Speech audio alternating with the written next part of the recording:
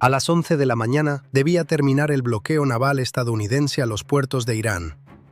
Ese ultimátum, transmitido esa misma madrugada por la Guardia Revolucionaria en 3 idiomas al mismo tiempo, marcaba el final de una cuenta regresiva de 6 horas. Y a esa misma hora, 11 en punto, el resultado ya estaba decidido, aunque casi nadie a bordo del grupo de combate encabezado por el portaaviones Abraham Lincoln lo supiera todavía. El ataque prometido por Teherán no vendría del norte, de la costa que llevaba meses disparando contra ese buque. Ya había ocurrido, 2 minutos antes de que expirara el plazo, desde el interior mismo del perímetro defensivo. Y ya había sido respondido. Para entender cómo se llegó a ese instante, hay que retroceder 6 horas, hasta las 5 de la madrugada, cuando el mundo entero leyó el comunicado de Teherán. Washington lo leyó, el Abraham Lincoln lo leyó, y 14 minutos más tarde toda la formación naval estaba en alerta máxima. Cada operador de radar escaneaba hacia el norte. Cada oficial de armamento calculaba soluciones de tiro contra la costa iraní. Cada operador de sonar seguía el eje de amenaza septentrional. Cada mirada en el centro de información de combate estaba clavada en esa dirección, hacia la costa que representaba el peligro conocido. La formación tenía 6 horas para prepararse frente a un ataque que todos daban por hecho vendría de ese rumbo. Irán, en cambio, tenía esas mismas 6 horas para asegurarse de que el golpe llegara desde un lugar completamente distinto. Mientras tanto, en el carril de navegación sur, a apenas 2 kilómetros de la posición de patrulla del Abraham Lincoln, un buque de carga llevaba 11 días completamente inmóvil. Se llamaba Arash, navegaba bajo bandera panameña y su manifiesto declaraba equipo agrícola. Había sido inspeccionado 2 veces por el equipo encargado de hacer cumplir el bloqueo, al tercer y al 7º día, y en ambas ocasiones fue autorizado a continuar. Los propios inspectores de la formación lo habían dejado pasar. 11 días quieto, en el mismo punto, mientras la guerra se desarrollaba a su alrededor. Y durante todo ese tiempo, la atención de la flota permaneció fija en la costa del norte. Hubo una sola persona que no dejó de mirar ese barco, la teniente comandante Amanda Cross, oficial de inteligencia de señales. Nadie se lo había pedido. 3 días antes del ultimátum, revisando documentación de rutina, encontró algo que no lograba explicarse. El registro panameño del buque había sido tramitado exactamente el mismo día en que, según toda la información disponible, la Guardia Revolucionaria comenzaba a redactar en Teherán el ultimátum que pondría a la flota entera en alerta máxima. No un día antes, no la semana anterior, el mismo día.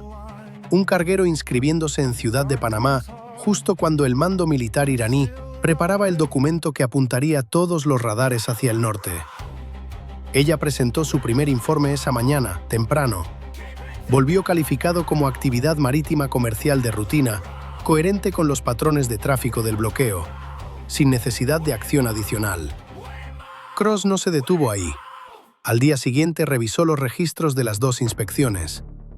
El equipo agrícola declarado en el manifiesto debería distribuir su peso de una manera muy concreta dentro de una bodega estándar, concentrado en la parte central, en las zonas altas. Pero las mediciones de los inspectores mostraban justo lo contrario. El peso se concentraba hacia la proa, en la parte baja del casco. Algo ahí dentro era más denso que el fertilizante, más pesado que el grano, y llevaba al menos una semana en esa posición. Su segundo informe también fue archivado sin mayores consecuencias. La distribución de peso, según la respuesta oficial, era compatible con maquinaria pesada del rubro agrícola. Ella se quedó mirando esa respuesta durante un buen rato. Y entonces decidió reunir todo lo que tenía sobre el Arash: el registro, los informes de inspección, el seguimiento por sistema de identificación automática, las señales captadas de su equipo de comunicaciones a lo largo de 11 días. Empezó a construir, por cuenta propia, algo que nadie le había encargado. Porque un buque con una fecha de registro sospechosa y una distribución de peso anómala, que llevaba 11 días sin moverse en una ruta de navegación activa, no estaba esperando autorización de puerto. Esperaba otra cosa. Y esa mañana, a las 5, Irán había anunciado cuál era esa otra cosa. El reloj del Centro de Información de Combate marcaba las 5:22 cuando Cross retomó el caso con todos los datos reunidos. A las 6 en punto ya tenía terminado el análisis de distribución de peso. El perfil de densidad de la bodega delantera coincidía con un sistema de armas oculto, no con carga agrícola. La masa correspondía con notable precisión a un lanzador de misiles camuflado en contenedores capaz de transportar 6 misiles antibuque NUR. 6 misiles. Faltaban 4 horas y 59 minutos para las 11. A las 7:14 completó el análisis de señales. 11 días de recolección pasiva desde el equipo de comunicaciones del Arash revelaron 3 transmisiones cifradas en una frecuencia reservada a la Guardia Revolucionaria, una frecuencia que ese buque no tenía ninguna razón legítima para usar. Esas transmisiones habían quedado registradas en su bitácora sin generar alerta alguna, porque el sistema automático las clasificaba como algo habitual en tiempos de bloqueo. Faltaban 3 horas y 45 minutos. A las 7:19 presentó su tercer informe. Ya no era un reporte de rutina, sino una evaluación de objetivo. El Arash no era un buque de carga, era una plataforma de armas. Había sido posicionado dentro del perímetro defensivo de la flota 11 días antes del ultimátum. Llevaba 6 misiles NUR ocultos en la bodega de proa. Estaba a poco más de 2 kilómetros del casco del Abraham Lincoln. Y según las transmisiones interceptadas durante esos 11 días, estaba siendo controlado desde una instalación de mando situada a 140 kilómetros dentro de territorio iraní, activa desde la misma jornada en que se había tramitado el registro del barco. El informe llegó al contraalmirante Carver a las 7:31. Lo revisó durante 4 minutos y 11 segundos. Luego miró su pantalla táctica. El Arash en el rumbo sur, a poco más de 1 milla náutica. Toda la arquitectura defensiva de la flota orientada hacia el norte. El reloj marcando las 7:35. 3 horas y 25 minutos para el vencimiento del plazo. A las 7:36 activó el enlace con el equipo de abordaje. 1 minuto después, lo detuvo. Abordar un buque a poco más de 2 kilómetros del casco del Abraham Lincoln, bajo sospecha de armamento oculto, 3 horas antes de un ultimátum público y a la vista de todos los satélites y medios de vigilancia que Irán y cualquier otro actor interesado tuvieran sobre esa flota, le habría dicho a Teherán que su tapadera había fracasado. Y si eso ocurría, Irán podía abortar la operación y reposicionarse, o escalar de inmediato desde una posición para la cual la formación aún no estaba del todo preparada. Carver necesitaba que el Arash siguiera creyendo que continuaba oculto. Necesitaba 3 horas más. A las 7:38 llamó directamente a Cross. «El barco se queda donde está», le dijo. «Usted lo vigila. Quiero cada señal que transmita en tiempo real. Y quiero la posición de esa instalación de mando afinada con un margen de 10 metros antes de las 10:30». Cross ya llevaba desde las 7:19 refinando esos datos. Durante las siguientes 3 horas, la flota hizo exactamente lo que parecía estar haciendo: prepararse para un ataque desde el norte. Cobertura de radar al máximo sobre ese rumbo, interceptores preposicionados, el centro de mando simulando escenarios de lanzamientos costeros de misiles. Todo era real, todo era necesario, y todo era, además, exactamente lo que Irán necesitaba ver para seguir creyendo que el Arash permanecía sin ser detectado. A las 10:30, la posición de la instalación de mando llegó confirmada con una precisión de 8 metros. 11 días de recolección pasiva de señales condensados en una sola coordenada. A las 10:45 faltaban solo 15 minutos. En el centro de información de combate, la pantalla táctica mostraba 2 escenas al mismo tiempo. Por un lado, el rumbo norte con sus perfiles de amenaza bien definidos y toda la postura defensiva de una flota que esperaba un ataque desde la costa. Por otro, el rumbo sur, con un contacto inmóvil a poco más de 2 kilómetros que llevaba 11 días exactamente en el mismo lugar. Carver lo observaba desde las 7:30 de la mañana, mientras el resto de la formación miraba hacia el norte. A las 10 horas, 55 minutos y 31 segundos, con apenas 5 minutos restantes para el vencimiento del ultimátum, Carver autorizó el despegue de un helicóptero armado hacia la posición del Arash, volando a máxima velocidad, con un tiempo estimado de llegada de 6 minutos y 14 segundos. El Arash abrió fuego a las 10 horas y 58 minutos. No a las 11, no cuando venció el plazo. 2 minutos antes de ese instante, cuando la atención de toda la flota estaba más concentrada que nunca en un reloj que corría hacia las 11, en un rumbo norte sin amenaza visible, y en el estado mental de una tripulación que llevaba 6 horas en alerta máxima, esperando saber si el ultimátum era real. 6 misiles antibuque Nur salieron desde la bodega de proa de un buque que los propios inspectores de la flota habían autorizado 2 veces. A poco más de 2 kilómetros, dentro del alcance mínimo de la mayoría de los sistemas interceptores del portaaviones, solo el cañón de defensa cercana podía responder. El cañón adquirió el primer contacto en 1 segundo y 3 décimas, y disparó. Destruido. Recarga. Segundo contacto. Destruido. Recarga. Tercer contacto. Un misil rasante a poco más de 2 kilómetros, con apenas 7 segundos de vuelo. La solución de tiro era correcta, la ráfaga se disparó, pero el misil ejecutó una corrección terminal de apenas 1 grado y 4 décimas a poco más de 1 kilómetro de distancia. Falló.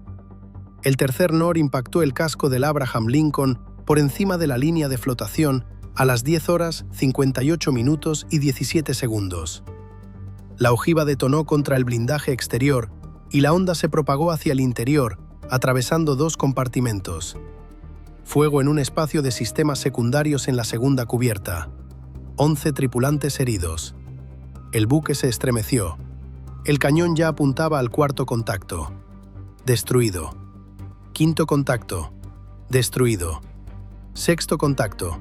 Pero 2 segundos después del impacto anterior, a las 10 horas, 58 minutos y 19 segundos, un fragmento proveniente de la detonación del tercer misil alcanzó el radar de adquisición del propio cañón, justo cuando éste recargaba para enfrentar el sexto contacto. El radar quedó inoperativo durante 3 segundos con 1 décima. 3 segundos con 1 décima, a poco más de 2 kilómetros, frente a un misil rasante, no es una situación de la que se pueda recuperar a tiempo. El sexto NUR impactó bajo la línea de flotación a las 10 horas 58 minutos y 22 segundos. La ojiva detonó contra el blindaje sumergido. El agua comenzó a entrar en el compartimento de proa. No fue una brecha catastrófica. El blindaje contuvo la penetración a apenas 40 centímetros. Pero 40 centímetros de brecha bajo el agua no es un daño menor. Los equipos de control de averías se movilizaron antes de que cesara la vibración del segundo impacto y controlaron la inundación en 11 minutos y 44 segundos. 2 impactos. Fuego en la segunda cubierta. Inundación en el compartimento de proa. 11 heridos por el primer impacto, 6 más por el segundo. 17 en total, 3 de ellos en estado crítico. El Abraham Lincoln quedó dañado, pero siguió operativo. El radar del cañón volvió a funcionar exactamente en el mismo segundo del segundo impacto. Para entonces, los 6 misiles ya habían sido disparados. El Arash había agotado toda su carga en 22 segundos y volvía a ser, en apariencia, un simple buque de carga, sin armas visibles, sin lanzador activo, la bodega de proa sellada, la bandera panameña todavía ondeando. El helicóptero llegó a la posición del Arash a las 11 horas, 4 minutos y 14 segundos, 6 minutos y 14 segundos después de haber sido autorizado por Carver. Había estado en vuelo 4 minutos antes de que se dispararan los misiles. El primer torpedo entró al agua a las 11 horas, 4 minutos y 31 segundos. El segundo, 8 segundos después. El buque, que había pasado 11 días dentro del perímetro defensivo del Abraham Lincoln, dejó de existir a las 11 horas, 4 minutos y 44 segundos. Y así, a las 11 en punto, cuando venció formalmente el ultimátum, el reloj del Centro de Información de Combate marcó la hora exacta y el rumbo norte seguía despejado. El ataque que Irán había prometido durante 6 horas nunca llegó desde el norte. Había llegado desde el sur, a las 10:58, desde dentro del propio perímetro, desde un barco que la misma flota había inspeccionado y autorizado 2 veces. En las oficinas de inteligencia, Cross revisó una vez más la cronología completa. su tercer informe, presentado a las 7:19. Carver leyéndolo a las 7:31. El buque destruido a las 11:04. Se quedó mirando los registros de tiempo durante un largo rato, pensando en que su primer reporte, el que casi nadie tomó en serio, había sido presentado 3 días antes, a las 9:14 de la mañana. La instalación de mando de la Guardia Revolucionaria, que había estado transmitiendo a Larache durante 11 días, con su posición fijada gracias al trabajo silencioso de Cross, recibió 8 misiles de crucero a las 11:09. Dejó de existir a las 11:51. Irán había fijado un ultimátum a las 5 de la madrugada, pero ese ultimátum nunca fue el arma en sí, fue el dedo que señalaba en la dirección equivocada. 6 horas de alerta máxima mirando hacia el norte, 6 horas con cada mirada de la flota fija en la costa desde la que Irán llevaba meses disparando. 6 horas de escenarios y simulacros contra el rumbo por el que siempre había llegado el peligro. Y sin embargo, el golpe real vino de un lugar que ya estaba dentro del perímetro, colocado allí 11 días antes de que se anunciara siquiera el ultimátum, en una posición que había sido revisada 2 veces, autorizada 2 veces y que solo una persona, una oficial de inteligencia de señales, se negó a dejar de vigilar después de notar una simple coincidencia de fechas que a cualquier otro le habría parecido irrelevante. 2 impactos, 17 heridos, y aún así el Abraham Lincoln seguía en su puesto a las 11:09, cuando los misiles de crucero abandonaban sus tubos de lanzamiento rumbo a la instalación de mando iraní. Queda la pregunta de si aquello fue, sobre todo, una historia de tecnología o una historia de una sola persona que decidió no dejar de mirar cuando el sistema entero le dijo que no hacía falta seguir mirando. Y también queda esa otra pregunta, más incómoda. ¿Cuántas veces, en la vida de cualquiera, algo pequeño y fuera de lugar, una fecha que no cuadra, un detalle que no encaja, termina ignorado simplemente porque encajaba mejor con la explicación más cómoda, hasta que ya es demasiado tarde para comprobarlo?